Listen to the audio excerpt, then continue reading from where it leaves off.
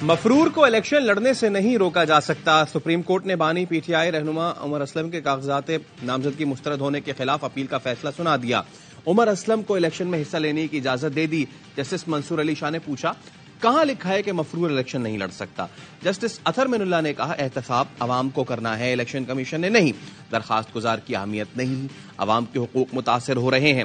9 مئی کے مقدمات میں مفرور ہونے پر عمر اسلم کے کاغذات نامزدگی مسترد کیے گئے تھے. بیرسٹر علی ظفر کہتے ہیں الیکشن کمیشن اب کوئی رکاوٹ نہیں ڈال سکتا. بہت سارے پی ٹی آئی رہنماؤں کے کاغذات نامزدگی بحال ہو جائیں گے. یہ کہیں نہیں لکھا کہ آر او کے سامنے ضرور پیش ہوں.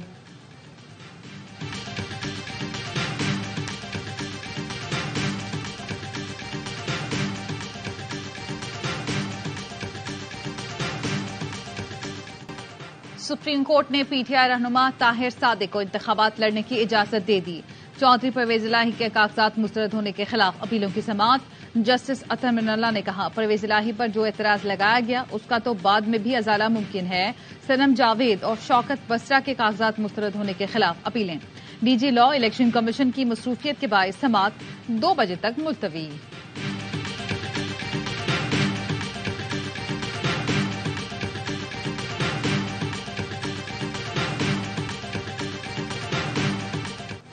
الیکشن لڑ رہے ہیں تو پھر پہلے ہمت کر کے سرنڈر کریں. ہم حکم دیں گے, گرفتار نہیں کیا جائے گا. آپ ہی کے پارٹی کے دیگر لوگ آئے, ان کو بھی ہم نے ضمانتیں دی ہیں. سابق وزیر عاطف خان کی الیکشن مہم کی اجازت کے لیے درخواست کی سماعت کے لیے دوران پشاور ہائی کورٹ کے جسٹس سید ارشد علی کے ریمارکس. ایڈوکیٹ جنرل نے عدالت کو بتایا تھا درخواست گزار مفرور ہے, ابھی تک سرنڈر نہیں کیا.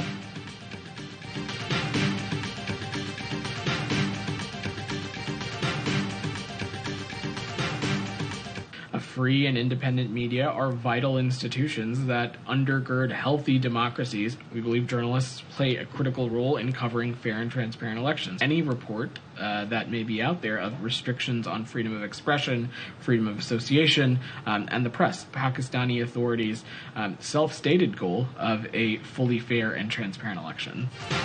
پاکستان کے رہنماؤں کا انتخاب پاکستان کے عوام نے کرنا ہے. امریکہ کی دلچسپی جمہوری عمل میں ہے. نائب ترجمان امریکی محکمہ خارجہ ویدانت پٹیل کہتے ہیں پاکستان میں اظہار رائے کی آزادی اور دیگر رپورٹس پر تشویش ہے.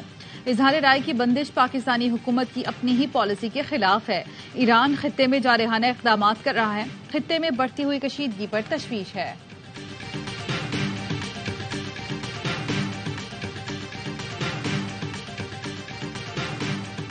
ملک بھر میں انتخابی گہما گہمی عروج پر. پیپلز پارٹی کے ملتان میں جلسے کی تیاری. بلاول بھٹو خطاب کریں گے. آصفہ بھٹو کراچی کے چنیسر گوٹ میں خواتین کے جلسے میں شرکت کریں گی. مسلم لیگ نون آج برے والا میں پنڈال سے جائے گی. قائد نون لیگ نواز شریف اور مریم نواز خطاب کریں گے. جماعت اسلامی آج حیدرآباد میں جلسہ کرے گی. ایم کیو ایم کا نواب شاہ میں جلسہ ہوگا. خالد مقبول صدیقی خطاب کریں گے.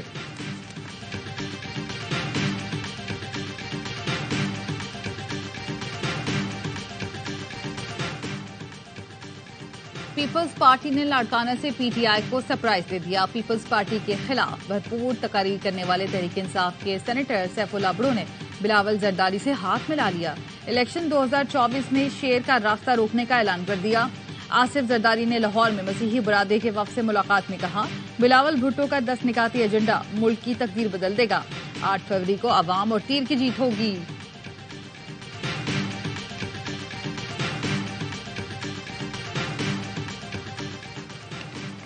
الیکشن کمیشن انتخابات سے قبل ای ایم ایس کا آخری ٹرائل آج کرے گا.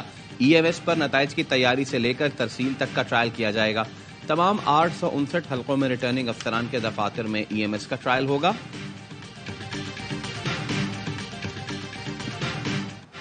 بھارت پاکستانیوں کی ٹارگٹ کلنگ میں ملوث ہے. پاکستان نے اپنی سرزمین پر بھارتی دہشت گردی کے ثبوت پھر دنیا کے سامنے رکھ دیے.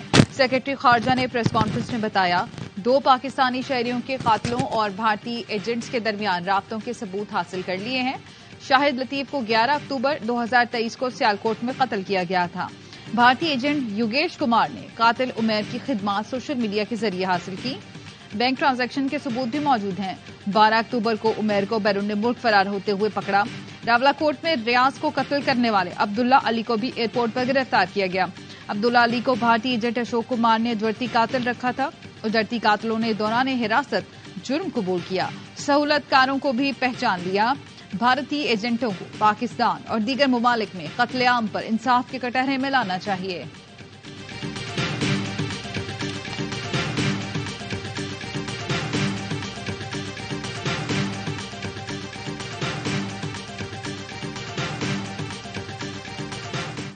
بھارت نے ایران جیسی حرکت کی تو منہ توڑ جواب دیا جائے گا۔ ایران کو جو جواب دیا وہ بھارت کے لیے پیغام تھا۔ دنیا دیکھ رہی ہے پاکستان کیا کرتا ہے۔ پاکستان کے اقدام کا کریڈٹ عسکری قیادت کو جاتا ہے۔ کوئی ہم پر حملہ کرے اور ہم جواب نہ دیں تو یہ آپشن ہی نہیں۔ BLA کا معاملہ ایران کے ساتھ اٹھاتے رہیں گے۔ نگراں وزیر اعظم انوار الحق کاکڑ کا انٹرویو۔ بتایا الیکشن کے دوران سوشل میڈیا بند کرنے کا کوئی پلان نہیں۔ سیاسی جماعت کے سوشل میڈیا جلسے پر انٹرنیٹ بندش کا PTA سے پوچھوں گا۔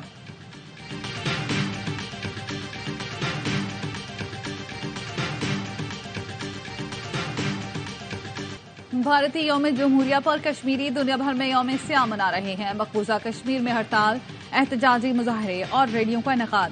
دنیا بھر میں بھارتی سفارت خانوں کے سامنے احتجاج ہوگا۔ حریت رہنماؤں کا کہنا ہے اپنے مادر وطن پر بھارت کے جبری قبضے کو مسترد کرتے ہیں۔ بھارت مقبوضہ وادی میں سنگین جنگی جرائم میں ملوث ہے۔ کشمیر کی آزادی تک چین سے نہیں بیٹھیں گے۔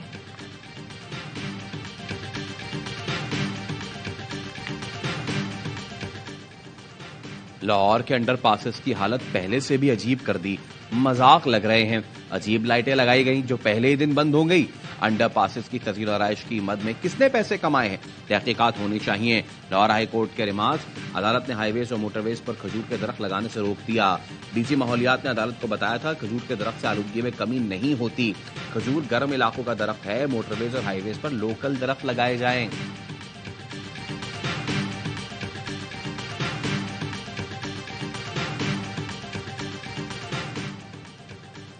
پاکستان نے چین سے $2 ارب قرض رول اوور کرنے کی درخواست کر دی۔ نگراں وزیر اعظم نے چینی وزیر اعظم کو خط لکھ کر قرض کی ادائیگی 1 سال کے لیے مؤخر کرنے کا کہا۔ مالیاتی تعاون پر چین کا شکریہ بھی ادا کیا۔ ذرائع کا کہنا ہے چین کی جانب سے قرض جلد رول اوور ہونے کا امکان ہے۔ سندھ، خیبر پختونخوا اور بلوچستان نے IMF شرائط کی مخالفت کر دی۔ ذرائع کے مطابق IMF نے نان سٹارٹر صوبائی منصوبوں کی وفاق سے فنڈنگ پر پابندی کی شرط لگائی۔ قومی اقتصادی کونسل کے اجلاس سے پہلے ہی تنازع پیدا ہو گیا۔ پنجاب کے سوا باقی صوبوں نے منصوبے بند کرنے کی مخالفت کر دی۔ سندھ، KP اور بلوچستان نے وفاقی منصوبے اپنے ذمے لینے سے انکار کر دیا۔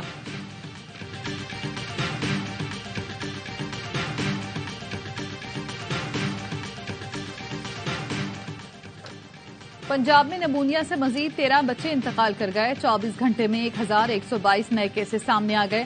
لاہور میں ایک بچہ جان سے گیا، 280 بیمار۔ پنجاب میں رواں سال مجموعی طور پر نمونیا سے 233 اموات اور 12,719 کیسز رپورٹ ہو چکے۔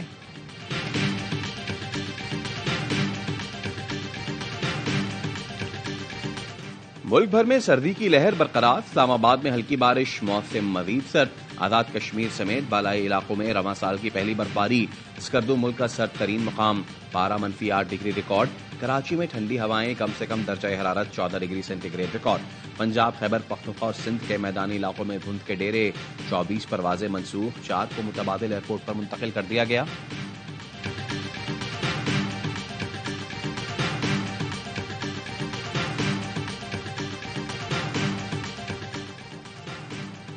کوئٹہ میں CTD کی کارروائی، پولیس پر حملوں میں ملوث دہشت گرد گرفتار۔ عبدالہادی افغانستان کے علاقے زابل کا رہائشی ہے۔ ملزم 6 ساتھیوں کے ساتھ مل کر کوئٹہ میں کالعدم PTP کا نیٹ ورک چلاتا تھا۔ کراچی کے علاقے پاک کالونی میں رینجرز اور پولیس کی مشترکہ کارروائی۔ لیاری گینگ وار کا ٹارگٹ کلر حسین عرف چھنڈو گرفتار۔ ملزم گرفتاری سے بچنے کے لیے ایران روپوش ہو گیا تھا۔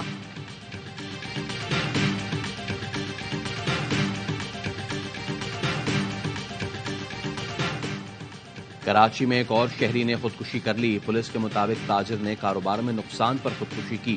ملازمین نے پولیس کو بیان دیا کہ تاجر نے کہا تمام کیمراز بند کر کے نیچے چلے جاؤ۔ نیچے گئے تو گولی چلنے کی آواز آئی، بھاگتے ہوئے اوپر گئے تو مالک کی لاش اور پستول ملی۔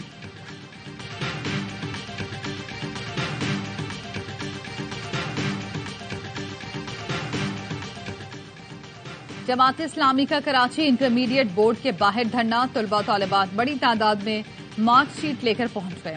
حافظ نعیم الرحمان کہتے ہیں شہر کا مقدمہ شہر کے نوجوانوں کے ساتھ مل کر لڑ رہے ہیں. پیپلز پارٹی وڈیرا شاہی نظام مسلط کرنا چاہتی ہے. غزہ میں اسرائیلی فوج کے انسانیت سوز مظالم، امداد کے منتظر لوگوں پر ٹینک سے گولے برسا دیے. شہری آبادی پر حملے میں 20 شہری شہید اور 150 زخمی. نصیرات کیمپ پر بمباری سے 11 فلسطینی شہید ہو گئے. 24 گھنٹے میں 200 فلسطینی شہید اور 370 زخمی. شہداء کی مجموعی تعداد 25,900 ہو گئی. 63,740 زخمی. حماس کے جوابی حملے بھی جاری. القسام بریگیڈ نے خان یونس میں اسرائیلی ہیلی کاپٹر کو تباہ کرنے کی ویڈیو شیئر کر دی.